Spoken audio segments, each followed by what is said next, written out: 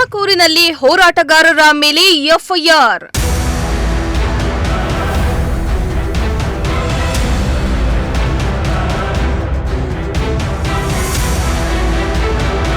ಗುಬ್ಬಿ ಕಾಮಗಾರಿ ಸ್ಥಳಕ್ಕೆ ಭೇಟಿ ಕೊಟ್ಟ ವಿಜಯೇಂದ್ರ.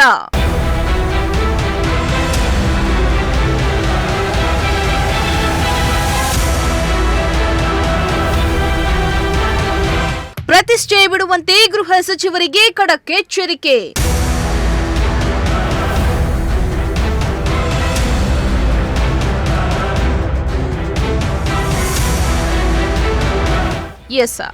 ತುಮಕೂರಿನಲ್ಲಿ ಹೇಮಾವತಿ ಹೋರಾಟದ ಕಿಚ್ಚು ಹೆಚ್ಚಾಗಿದ್ದು, ಒಂದ್ ಕಡೆ ನಾಯಕರು ಕಾಮಗಾರಿ ನಿಲ್ಲಿಸಲು ಪಟ್ಟು ಬಿಡದೆ ಹೋರಾಟ ನಡೆಸ್ತಾ ಇದ್ರೆ, ಇತ್ತ ಮಠಾಧೀಶರು ಸೇರಿದಂತೆ 13 ಜನರ ಮೇಲೆ ಎಫ್ಐಆರ್ ದಾಖಲಾಗಿದೆ. ಹೋರಾಟಗಾರರ ಮೇಲೆ ಎಫ್ಐಆರ್ ದಾಖಲಾದ ಬೆನ್ನಲ್ಲೇ ಇಂದು ಬಿಜೆಪಿ ಪಕ್ಷದ ರಾಜ್ಯಾಧ್ಯಕ್ಷ ಬಿವೈ ವಿಜಯೇಂದ್ರ ತಂಡ ಕಾಮಗಾರಿ ನಡೆಸ್ತಾ ಇರುವ ಗುಬ್ಬಿಯ ಸುಂಕಾಪುರಕ್ಕೆ ಭೇಟಿಯನ್ನ ನೀಡಿದ್ರು.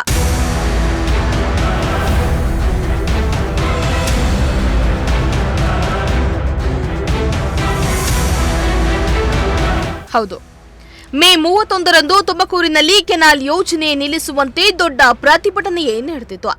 ನಿಷೇಧಾಜ್ಞೆಯ ನಡುವೆಯೂ ಕಾಮಗಾರಿ ಸ್ಥಳಕ್ಕೆ ತೆರಳಿದ ಹೋರಾಟಗಾರರು ಆಕ್ರೋಶವನ್ನ ವ್ಯಕ್ತಪಡಿಸಿದ್ರು. ಇದರ ಬೆನ್ನಲ್ಲೇ ಎಫ್ಐಆರ್ ದಾಖಲಾಗಿತ್ತು. ಆ ಕಾರಣಕ್ಕೆ ಇಂದು ಬಿವೈ ವಿಜಯೇಂದ್ರ, ಸಿಟಿ ರವಿ, ಛಲವಾದಿ ನಾರಾಯಣಸ್ವಾಮಿ ಗುಬ್ಬಿಗೆ ಭೇಟಿಯನ್ನ ನೀಡಿದ್ರು.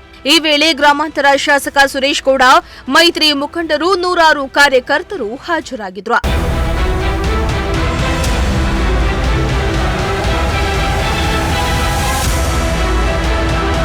ಇದೇ ವೇಳೆ ಬಿವೈ ವಿಜಯೇಂದ್ರ ಮಾತನಾಡಿ, ಸರ್ಕಾರ ರೈತರ ಹೋರಾಟವನ್ನ ಹತ್ತಿಕ್ಕುವ ಕೆಲಸ ಮಾಡ್ತಾ ಇದೆ. ಮಾನ್ಯ ಗೃಹ ಸಚಿವರು ಕಾಮಗಾರಿ ಮಾಡಿಯೇ ತೀರ್ತೇವೆ ಎಂದಿದ್ದಾರೆ. ನಿಮ್ಮ ಒಣ ಪ್ರತಿಷ್ಠೆಯನ್ನ ಬಿಟ್ಟು ರೈತರು ಮತ್ತು ಮುಖಂಡರ ಜೊತೆ ಕೂತು ಸಭೆ ನಡೆಸಿ, ಆನಂತರ ನಿಮ್ಮ ಕಾಮಗಾರಿ ವಿಚಾರವನ್ನ ಹೇಳಿ. ಒಂದ್ ವೇಳೆ ನೀವು ಕಾಮಗಾರಿಗೆ ಮುಂದಾದರೆ ಉಗ್ರ ಹೋರಾಟವನ್ನ ಎದುರಿಸಬೇಕೆಂದು ಎಚ್ಚರಿಕೆಯನ್ನ ನೀಡಿದ್ದಾರೆ. ಎಕ್ಸ್ಪ್ರೆಸ್ ಲಿಂಕ್ ಕೆನಾಲ್ ಇದನ್ನ ಪ್ರತಿಷ್ಠೆಯಾಗಿ ತೆಗೆದುಕೊಳ್ಬೇಡಿ. ತುಮಕೂರು ಜಿಲ್ಲೆಯ ರೈತರ ಏನು ಅವರ ಅಭಿಪ್ರಾಯಗಳಿದೆ, ಅದಕ್ಕೆ ನೀವು ಮನ್ನಣೆಯನ್ನು ನೀಡಬೇಕಾಗ್ತದೆ. ನೀವು ಏನೇ ಮುಂದೆ ಹೊರಿಬೇಕು ಅಂದರೂ ಸಹ ಇವತ್ತು ಸರ್ವ ಪಕ್ಷದ ಸಭೆಯನ್ನು ದಯವಿಟ್ಟು ನೀವು ಕರೀರಿ. ಈ ಭಾಗದ ರೈತರ ಅಭಿಪ್ರಾಯ ಏನಿದೆ ಅದನ್ನು ಕೂಡ ನೀವು ಆಲಿಸಿ. ನಿಮ್ಗೆ ಯಾವುದು ವಿಚಾರ ಗೊತ್ತಿಲ್ಲ ಅಂತೇನಿಲ್ಲ.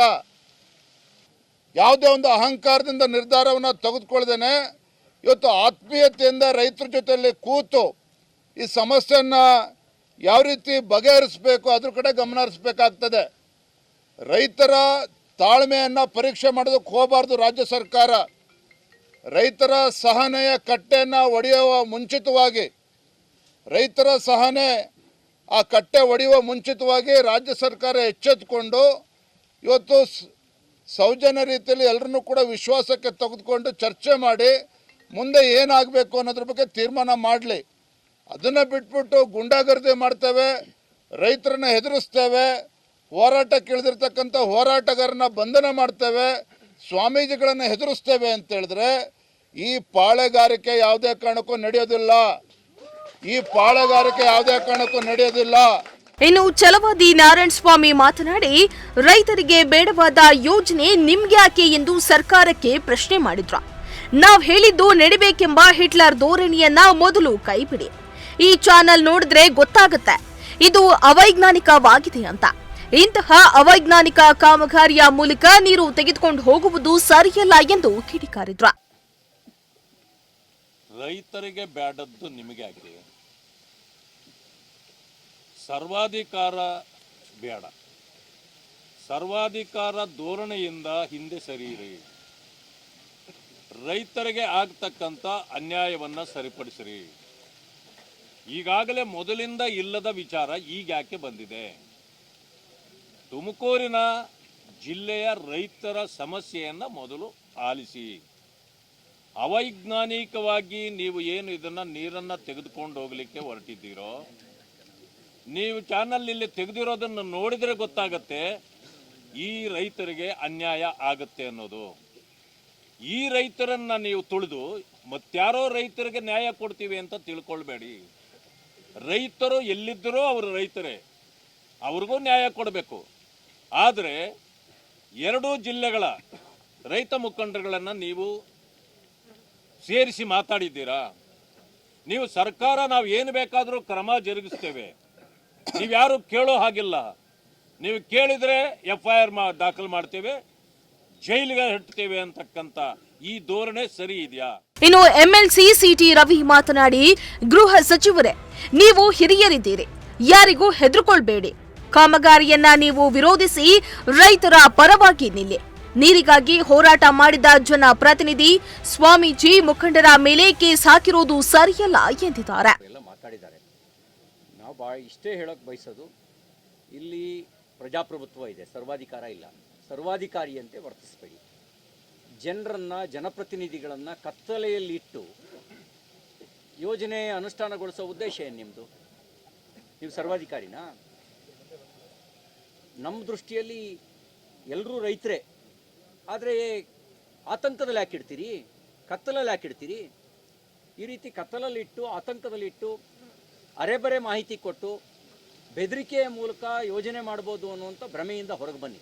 ಕಾಮಗಾರಿಯ ಮೂಲ ಉದ್ದೇಶ ಏನು?